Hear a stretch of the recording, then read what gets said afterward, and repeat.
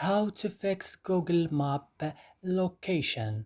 In this video guys, I will show you the correct way how to fix this problem on your Google Maps. Just watch this video till the end. So first you have to go and open the settings of your phone, and after this go and open apps option. Here you have to search for maps.